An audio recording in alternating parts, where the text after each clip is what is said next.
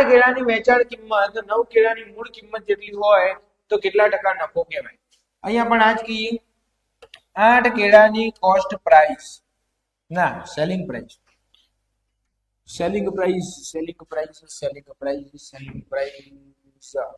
બરાબર